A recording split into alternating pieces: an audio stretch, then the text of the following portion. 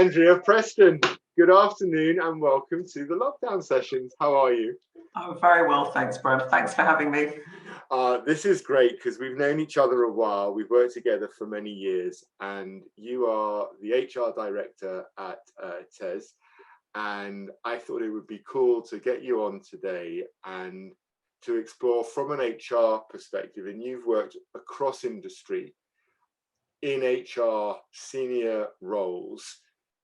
Your perspective during this pandemic, which as we sit here recording seems to be kind of on the upward trend and people are getting nervous again.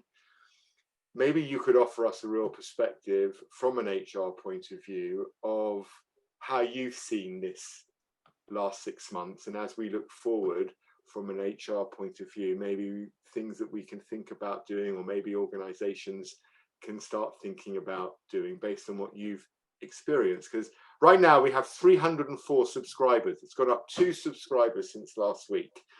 So it's a massive audience we're obviously we're talking to.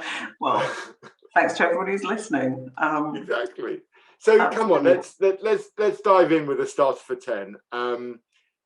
What could HR do when this all hit back in February, March, and you saw it coming? How did you galvanize your team and then the business to help support them?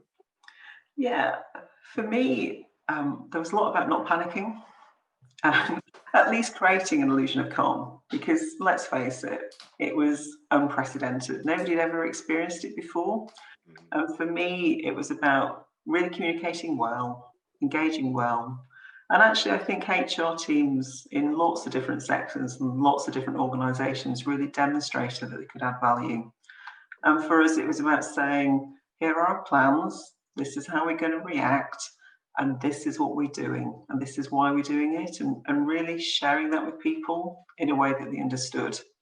And for us, we saw what was coming, partly because we've got operations all around the world, and particularly kind of in Asia Pac, we could see what was going to hit in the UK, which had a biggest number of people. So we did a practice, we didn't wait for lockdown. We actually said to people, on this day and this day, these offices are entirely closed. You need to go and practice working from home. That means, you can't come back in if you've forgotten something. You've got to go and do it. So that when we did actually get that day when, the government said UK is locked down, we were actually able to say to people, carry on as you are. It works. We've got the systems in place. Keep working to that. But that's not enough, is it? Everything was changing. People were really worried. There were lots going on. So we really needed, I think, successful businesses really upped communication. We were putting in place weekly broadcasts. We were talking to people on a regular basis, and not just in a let's transmit, but actually here's a little bit of information, here's a little update, and actually just ask questions and having open Q&A sessions where people could just really throw questions at us was really important. I'll be honest, I really earned my money. It was me and the CEO, by and large, just going, okay, yeah, job retention scheme means this. This is the furlough plans. This is what we're doing as a business. And you can't pretend to know everything. And actually being able to say sometimes, do you know what? I don't know the answer to that, but I'll get the answer to you really quickly. That's enough for people. It's enough to reassure them. And then as it's progressed, it's about actually saying, well, actually, we're going to open up the office now. If you live on your own, if you've got no outdoor space, if you really need to be back in the office for wellbeing reasons, come back. And here's how we're going to make it safe. And really sharing with people the detail of how you can make it safe, from here's a picture of the one-way plans, so that here's the seating plan, here's how you can book a desk, here's the cleaning regimes, so that people had a choice. And actually, before the most recent lockdown in the UK, where the government has said actually go back to working from home if you can, we were getting probably 40, 50, 60 people in the office, maybe 3 days a week, which is phenomenally good. Obviously, a difference for those offices where there's a bit more reliance on public transport, because obviously that's a little bit more scary for people. You just have to understand that, don't you? And for us, I think we've actually got better at some of our comms. You know, some of the things that we did as an international business are now much better because people are on a level playing field. You know, if everybody's on a Zoom call, you don't feel excluded because you're not there in person. And there's some learnings from that that we need to not forget when we go back to, hopefully one day, our normal way of working.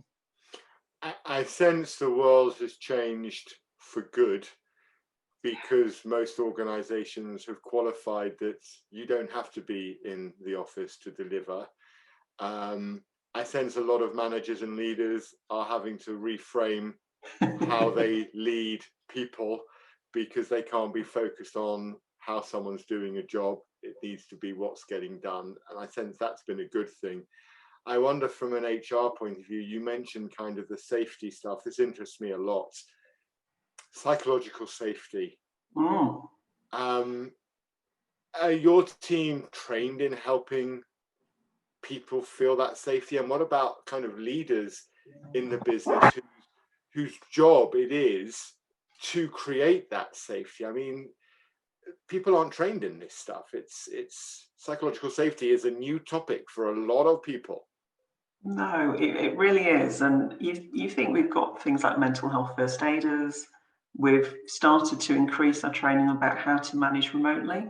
You know, how do you manage people that you can't see, you can't kind of be in the same room with? But psychological safety is new again. And I think it's about understanding that everybody's concept of safety is different.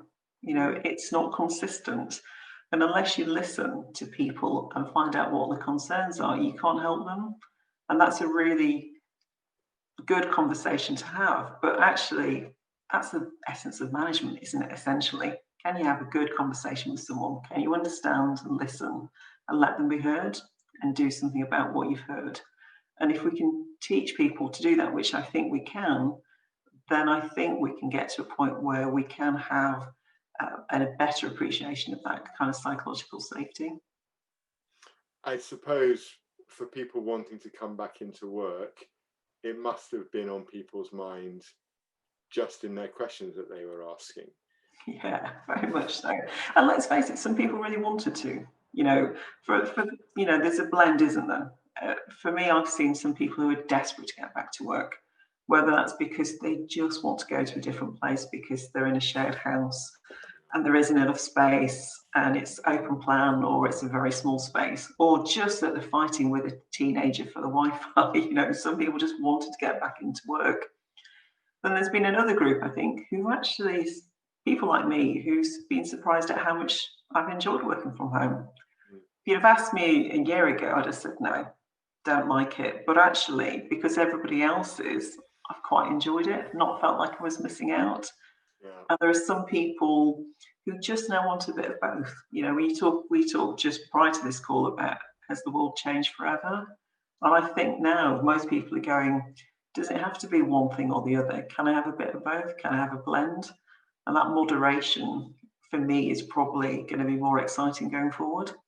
Well, and it will create, for me, it creates kind of hybrid teams moving forward. So there's going to be some people who just want to stay at home, some people who just want to be in the office, and those people who are somewhere in between. 2 days a week is enough and 3 days at home.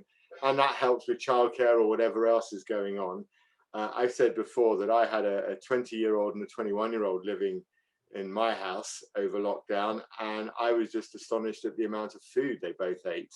I mean, that was the thing that surprised me the most about lockdown, was quite how much my 21-year-old eats. I don't think that's a new thing. I think parents up and down the country have been, my goodness, that's 3 meals at home every day. How possibly can I get enough food? Well, and at 21 and still growing, it was 5 meals a day at least. And you're just jealous that your metabolism can't keep up. Correct. I'd have to run for like 20 kilometers a day to just eat that kind of food. Listening to you, there was a part of me that was thinking, is this almost like the first time ever where HR has become perhaps the most singularly important function within a business? Like, it's a real opportunity for HR to shine. I think it's certainly an opportunity for HR to shine. I'd shy away from saying that any team is the singly most important, because that just feels not collaborative, and I think I'd get shot by everybody I work with. But Yeah, right, okay. but actually, I think in most organisations, when the hard questions have been asked, it's been HR people who've been up at the front going, "Yeah, the answer's this. We're going to do this. Let's keep calm. Let's not panic. Let's make things happen." And I think that pragmatism, that ability to get things done and to keep the wheels turning, has been really appreciated. And I think for a lot of HR teams, it's helped with that inner confidence, because sometimes there's a bit of that existential angst about, does what I do make a difference? Do I add value? And I think most HR teams right about now are going, yeah, I've earned my money this year. I've done some good. I've added some value, which is important for us all, isn't it? It puts an extra layer of pressure, I think, though, on people working within that HR function, because there is an expectation from the business that people in HR, they know all this stuff, they get all this stuff, and we want it now. And actually, I imagine that you guys were having to learn on the hop, pretty sharpish. And you talked about your broadcast. I mean, that means that you're having to process information, digest it, and then recreate it in a way that people understand. That's a pretty heavy schedule. Yeah, and it's very much kind of, that swan on the water, you glide along the top, and underneath you're kind of paddling away, because actually you've got to keep up. And it is a great leveler, though, because everything was new. There was no kind of reliance on prior knowledge or prior experience. It was your ability to take knowledge and data and information and assimilate it. But often as well, just being the voice of common reason and saying, I know it said that on Twitter, Facebook, or that particularly dodgy news outlet, but actually the law says this, the government guidance is this. Practically, we've heard of that, but this is what we're going to do. And it's that assimilation. And I think ever more so, people are overwhelmed by the amount of information they get. And anything you can do as a HR person to make it simple and easy to understand is really important. How are you doing your broadcast? Were you Zooming it? Were you writing that you were Zooming it? Yeah. Yeah, so everything, we had a choice of Zoom or Slack, and we went for Zoom because it's just, we felt we could get a bigger license to make sure that everybody could get on at the same time. We also recorded them so that people could watch them at their own time. And for people that were on furlough, we kind of made sure that they could have access to it. So either come on and be part of it. You can't work, but you could actually come and listen to the broadcast, or actually save it up and watch it when it's good for you. And we really emphasised, we didn't have huge numbers of people on furlough, but we really emphasised the training and development that was available, all the learning options, and really focused about saying we are not shutting down our L&D options. Actually, they were busier than ever during this period. They've been really important for creating connections, making sure that people were okay. Because I think it's very hard for people to ring up and say, I'm not feeling well, mentally I'm struggling, this is difficult. But if you put someone in a more social environment, they can share and confide and engage with other people, which is really important. When this all kicked off, I thought I might get a few months off. Not a chance. No, and like you've just said, and I'm definitely not moaning about it. It's been super busy, with 2 or 3 webinars a day, workshops, coaching became even more relevant for people who were maybe struggling with topics. Onboarding still needs to happen for new people. I noticed one thing that I found really lovely, that I found as a theme across all our clients, was that when we would bring people together for workshops and we'd have maybe 20 people on a call and you'd see everyone's faces, they were just so happy to see each other. Like they'd spent enough time with their teams, because I think every other post on LinkedIn was how to manage your virtual team. Now you're all working from home. And if I saw another one of those, I was going to just bang my head against the brick wall. But every one of those posts talked about have more nuanced communication with your team. And I get that completely. But what about all those other people that I just talked to when I'm walking from the car park? Or those people when we're waiting for the elevator and we just have that, you know, literally a 60, 90-second chat. And just seeing the kind of things that would go on in the chat rooms when we break out was just delightful. And one client ended up creating a canteen room on Zoom, which was open from 8 in the morning till 3 in the afternoon. It would close bang on 3, just like all other canteens would. And you literally could pop in for 10 minutes. It's amazing, fantastic. isn't it? Yeah. But I think, you know, particularly with British psyches, we feel guilty about those wasted chats. Mm-hmm. But actually, it's that social glue. And I think most people who have successfully operated during lockdown have learned to not be annoyed by those seeming kind of delays and interruptions and actually embrace it. You know, starting a meeting by chatting is actually a really nice thing to do. And actually, why did we ever think that was a bad thing? Because actually, you need to, don't you? If you're only engaging remotely, you've got to chat about kind of how you're doing, what's, you know, those social interactions are important. You know, we had TES Pets, so a Slack channel dedicated to TES Pets, and people posted, you know, their pets and what they're up to, and it was just another way to get to know people. And actually, in some of the darkest lockdown moments, I really enjoyed TES Pets. You know, when you were reading about redundancies and things, horrible things happening, and infection rates and death rates, to have, you know, sight of somebody else's pet just doing lovely things, you know, lying across keyboards, interrupting calls, that's just really quite joyous. A bit like Rocky's done. Yeah, well, you know, he heard his name clearly and it was just, you know, going to photo bomb you.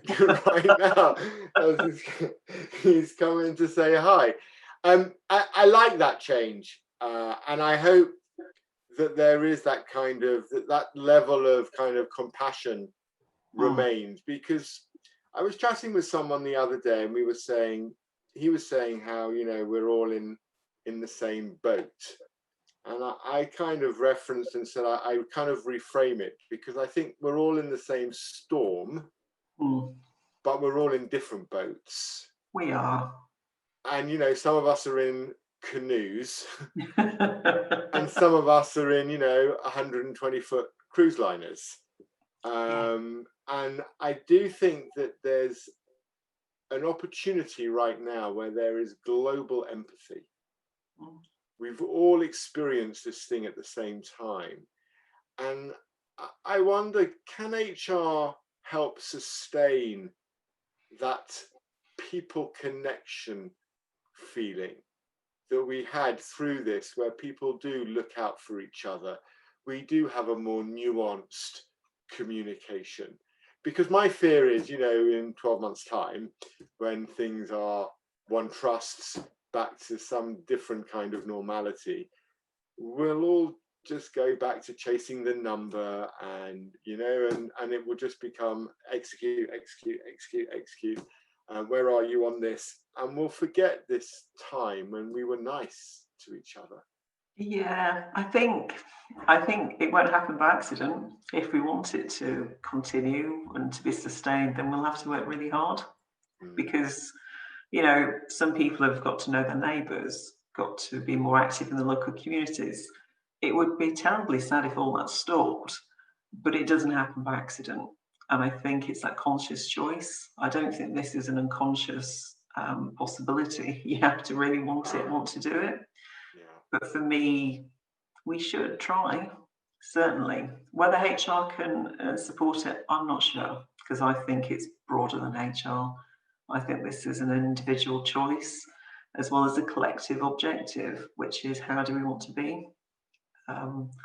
And social purpose gets talked about a lot, and most organisations have a mission and kind of various documented pieces, but actually being nice to people often isn't in there. It's often much loftier and worthier. But being nice is underrated. I like niceness. And it's funny, isn't it? Because when this all kicked off, I live in a village, as you know, and I was so pleased when I saw some of, I'm not a big Facebook mover. I'm not. Even on it, so. And our village obviously has its own page. And some of the things that were happening, I can post on Facebook and I'll get, 11 likes from my sisters and brothers, and that's about it. Maybe a couple of the kids and the nephew. But I put out a note saying, as a psychotherapist, if there was anybody suffering at all and felt their mental health was being challenged, just to message, and all they would need is a phone. And I would happily have a session with them, completely free of charge, no expectation, no commitment, but a contractual, I won't, never discuss it. Now, as I said, I get 11 likes for something. This had like 260.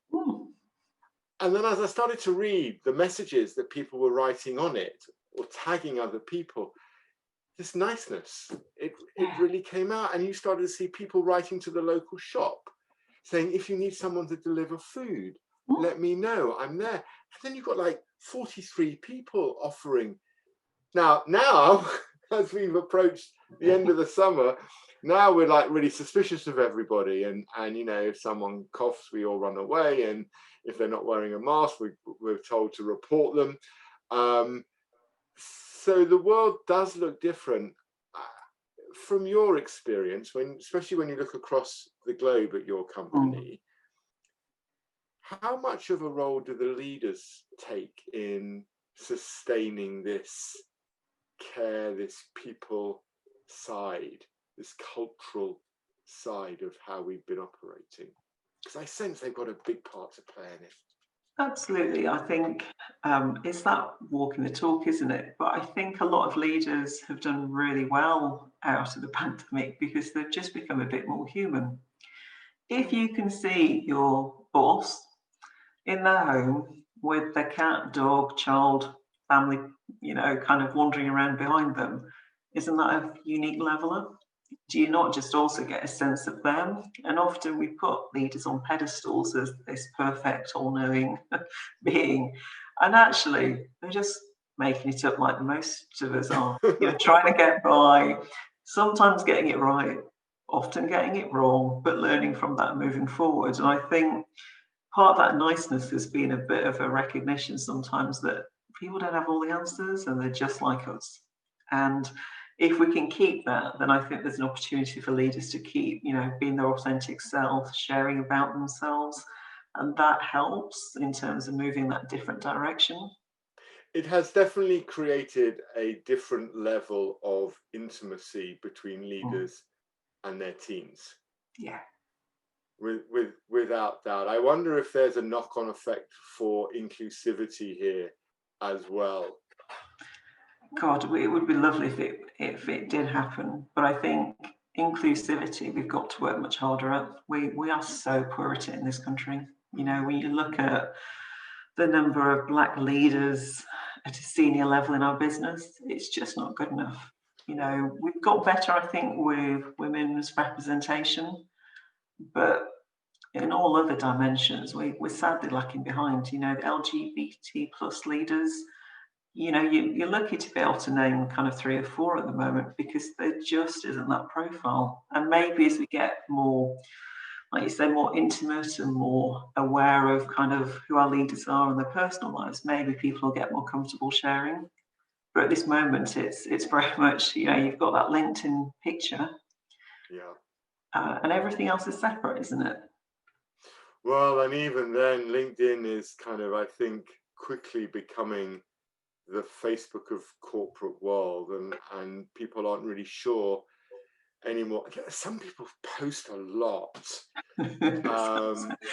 Yeah, and I, you know, as I was talking about, as I enter my grumpy old lady phase, you know, I can be quite judgy about the things that people post on LinkedIn, and I can't quite get my head around what are the different social channels for. I would quite like there to be rules, but I know I need to let go of that. Yeah, well, I'm with you. I can be a little bit militant on it. I found myself being a little bit judgy the other day when someone posted the Simon Sinek video of his Golden Circle talk back in 2011, which launched him as a thought leader and was the basis, you know, of his book. But this person had obviously only just come across it. And so was posting it with, you know, you've got to watch this video. This is amazing. And then there were like 243 comments just going, shush. It's been out for 9 years. Yeah, and I, you know, and that's probably why I don't do much social media, because in my head I just go, oh bless, and you know, I think there's enough people picking on them. Well, you know, I can never add to it. But I'd be interested in your view. I do use LinkedIn for work. We have a work page. I post on there, and again, I like to shine a light on others as well as stuff that I will think. I saw a post a couple of weeks ago, and I'm not very overly challenging to people. So if I see an interesting post, I'll comment. But I rarely call people out for stuff on LinkedIn. I don't see that as my place. There are enough keyboard warriors to do that. But there was one post that came out a couple of weeks ago where a very well tenured gentleman wrote a post about, if your job is under threat, you've got to get back into the office and have FaceTime with your manager, or they won't pick you to keep your job. I'm so glad you're shaking your head. On audio, I don't know how that will look on Spotify, but just people like that are cruel. You know, if you are shielding and you can't get back into an office, the level of anxiety that must have caused someone is just unforgivable. By the way, this is a career coach of 30 years. Yeah, well, they need to think about retiring. Or just think about, actually, are you helping or hindering people? And that kind of anxiety-inducing stuff is not good. Horrible. I couldn't believe, I was compelled to respond to it. And yeah, good on you. I asked the individual, surely we live in a world now where contribution is more important than faith. As someone who's worked virtually my whole career, it's got to be more important than FaceTime with my manager. And although his response was the thousands of people that he's coached on their careers, this was for them, I said, I don't know where they're working, because I don't know organizations that are still in 1984. No, and let's face it, that's not an objective selection criteria for redundancy. So, you know, if they've used that, it's slightly illegal. Right. I'm so glad I raised it. I was entitled to get grumpy with this individual. Absolutely. I've had it the other way, though. You know, Black Lives Matter, there's been quite a lot of debate this summer particularly. And a former colleague of mine in the States actually put something out on LinkedIn where she actually wanted people to affirm their support and called out people. And actually, I participate in that, because actually that makes sense to me. And it was a very heartfelt, very sensible thing that she was asking for. And for me, I was quite happy to participate in that, which is very different from sometimes some of the things that can you get involved in this? And I kind of go, no, but that actually had a purpose that I could really buy into. And I get that, because in spite of the All Lives Matter brigade that then jump on it, I think where the BLM movement was really challenged, particularly on social media, was that the political movement, or the pseudo-political movement that is Black Lives Matter, was different to the premise that Black Lives Matter.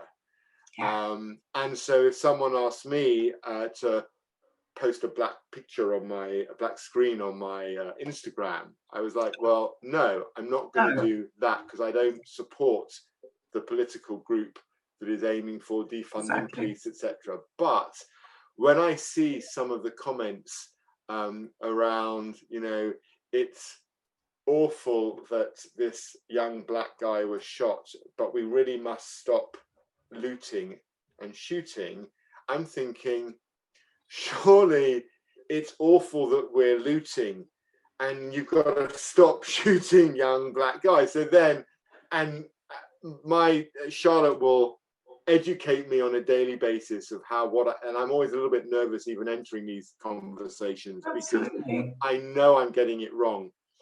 Yeah. But I believe I'm inclusive. I want to have a diverse world, so I need to learn. But some of the stuff, I think, on social media becomes, Andrew, it becomes just like, it's like an echo chamber. And if you don't have the right opinion, I don't know whether from an HR point of view, you live in a more diverse and inclusive world, because you're forced to, actually, because you if you don't, you're called out on it first. Essentially, I think, though, that there's probably more opportunities in HR to influence it. So if you look at things like promotions, recruitment, and development opportunities, that's actually often within my gift. So for me, it is important to do things properly, and make sure that it is inclusive, and not just, you know, paints the picture that it's okay. You know, one of the things that we've done is, you know, for our leadership positions, we will pay recruitment agencies more money if they provide a candidate from an underrepresented group. And for me, that's where I can make a difference, because actually it's important. So I'm conveying to a recruiter it's important, but more importantly, I'm willing to put my money where my mouth is. Yeah. I'm not just saying I'm committed to diverse shortlists. I'm actually saying I will pay more for successful candidates from underrepresented parts of the community. And for me, that's where I can make a difference. You know, we've done anti-racist ally training recently because we thought that was important, because I think most organisations now have gone a bit past unconscious bias, and we need to actually look at how we can move things forward and give everybody a common language, so that people are not scared about talking about these that's true, right? There is because it's really hard. If you're a white male of a certain age, this is a whole new world for you. And actually, it doesn't mean you're any less empathetic, but actually finding a way to have a conversation is really important. And I was listening to the radio just the other day, and the most underrepresented group going to university in the UK today are 18-year-old white males. Yeah, and they've got some of the poorest educational outcomes. Right. Working in the education sector, and actually there's a whole generation of young men falling behind, which is sad, and we need to work out what to do. But it isn't at the expense of any other groups, because actually we should try to be more of everything, and inclusivity isn't that simplistic, which is why I think social media struggles, because you know, whether it's Twitter, kind of the limited number of characters, or the, you know, posts that are by their nature quite short and pithy, but they're not nuanced. And often this stuff isn't simplistic, it's quite complex and layered, and actually to be informed is quite difficult, but it's worth doing, and it's worth investing the time and effort to be able to have these conversations, because it's changing. You know, in 20 years' time, all the things that you and I learn will be out of date too. Right. Yeah, well, in today's world, it's quicker. That's how society develops and evolves, isn't it? I was asked by a friend of mine in the village, we sometimes walk the dogs together. Her 22-year-old daughter had come back from university, identifies as trans, and her mum wanted me to talk with her because she was struggling with interviews to get a job. So this was last summer. Yeah. And I said, yeah, listen, just tell her to bring the dog out, and, you know, we can go for a walk and talk. Which is such a good way to have conversations, isn't it? Right. It's just so much easier. Correct. And there's none of the pressure of them feeling like I'm looking at them or analysing them. Anyway, so as we're walking, I said to them, I'll tell you what, we finished the talk. It was a very good talk. I learned loads, not least of all how to use sort of gender neutral language, which was a great lesson. I said to them, why don't they come and do a mock interview with me?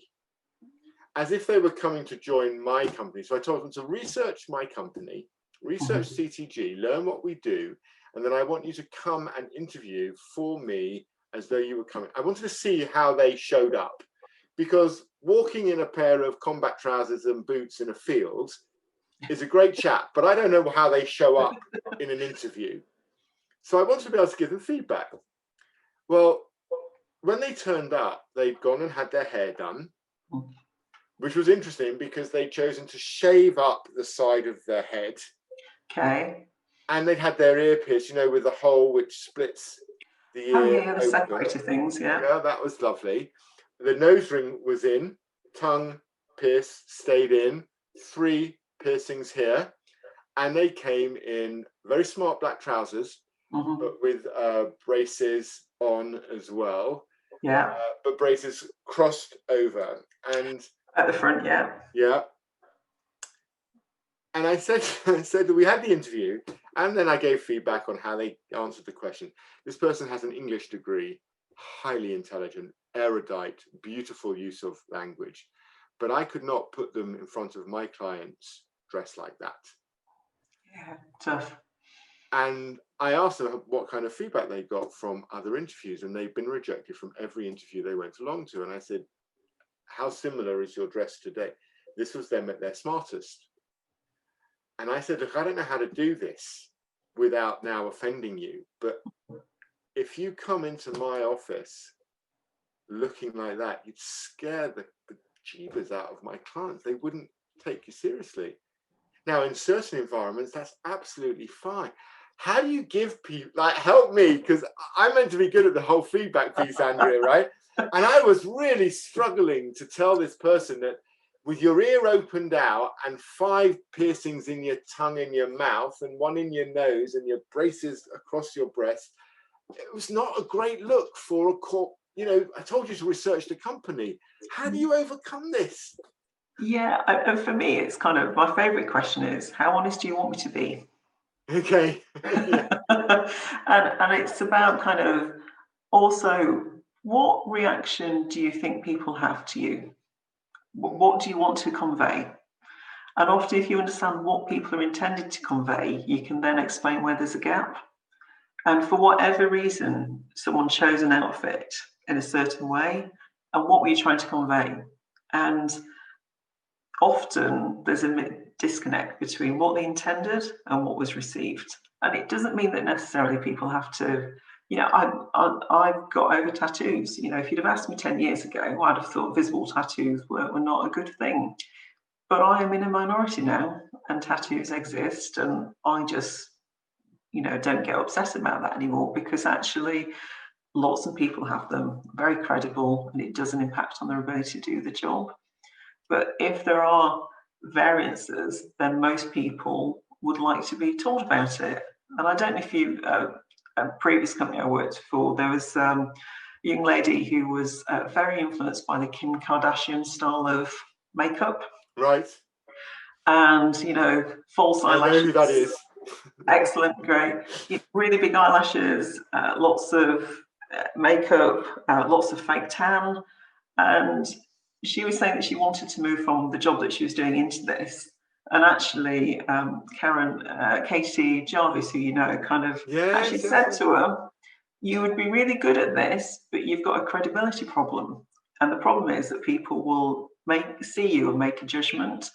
And actually, you just need to work harder to get past that. But I can teach you some techniques that will offset it. And actually, the individual in question just went, well, if it's just as easy as, you know, toning down my false eyelashes and my fake tan, I can do that.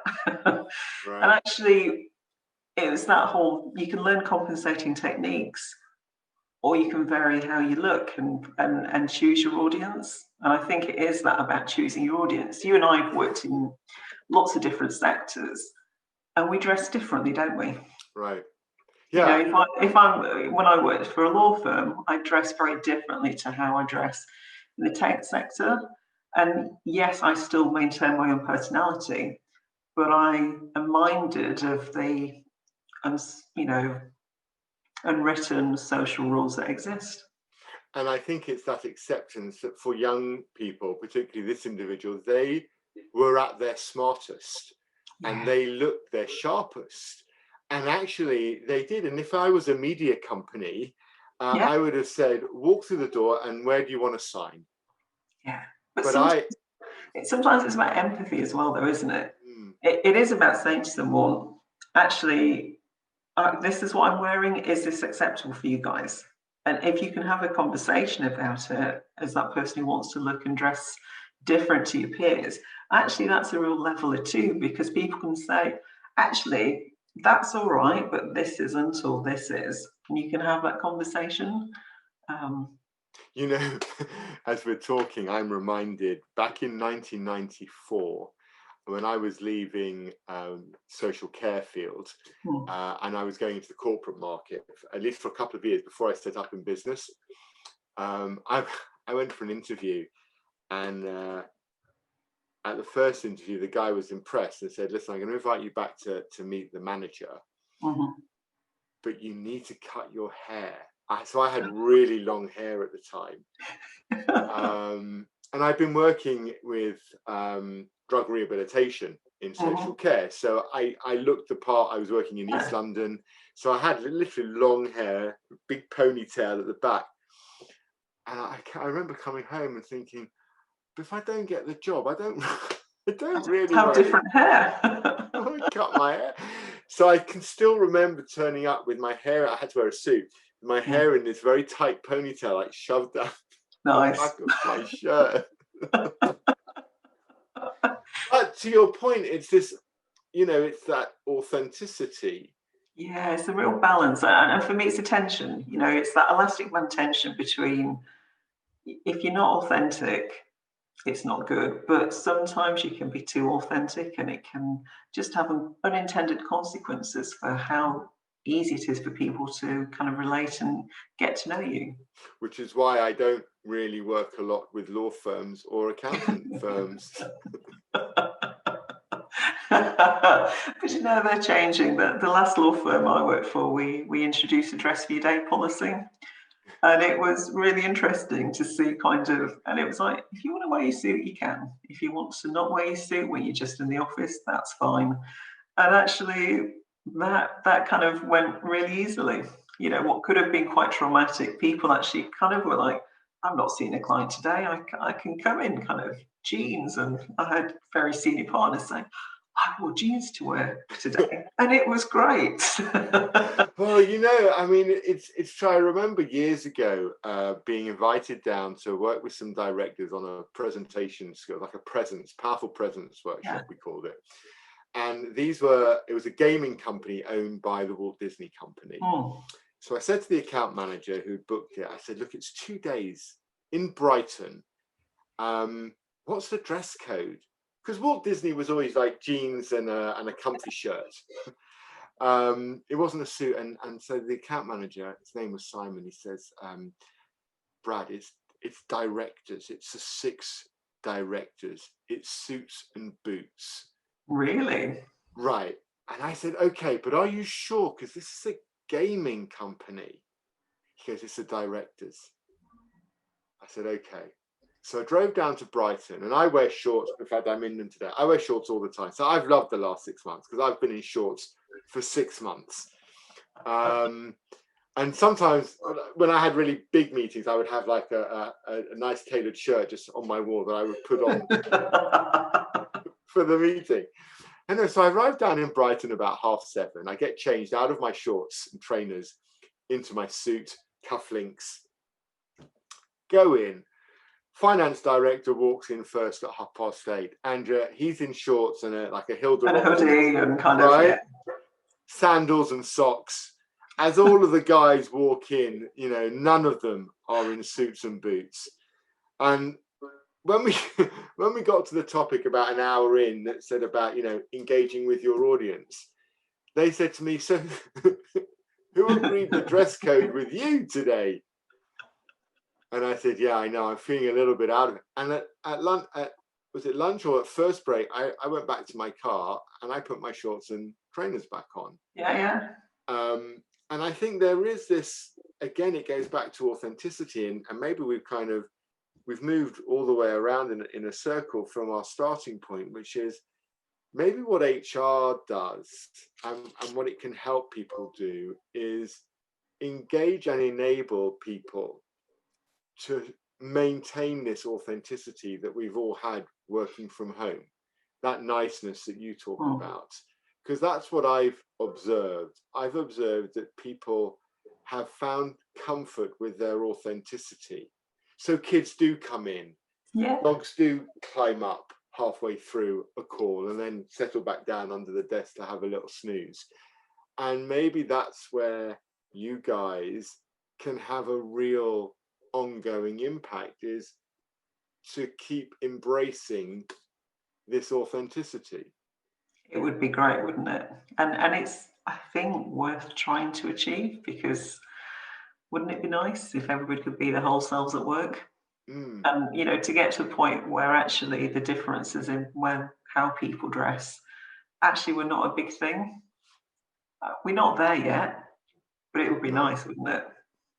I think that's the perfect point to pause on. And Andrea, I may have to get you back in the new year just to see what life looks like at TES and how you're continuing to change the attitudes of leaders to help them embrace things. Because I sense that's where you guys in HR, all of us actually, I count myself in that role, are going to need to lean into, is helping leaders embrace that authenticity for themselves and then for their teams.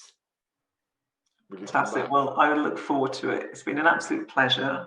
And it would be nice to compare notes kind of in 6 months' time to see what's changed, what's stayed the same, and were our predictions correct. Andrea Preston, HR Director at TES, thank you so much for your time today, and we'll catch up again very soon, I'm sure. Thank you very much, Brian. See you soon. Bye. Bye.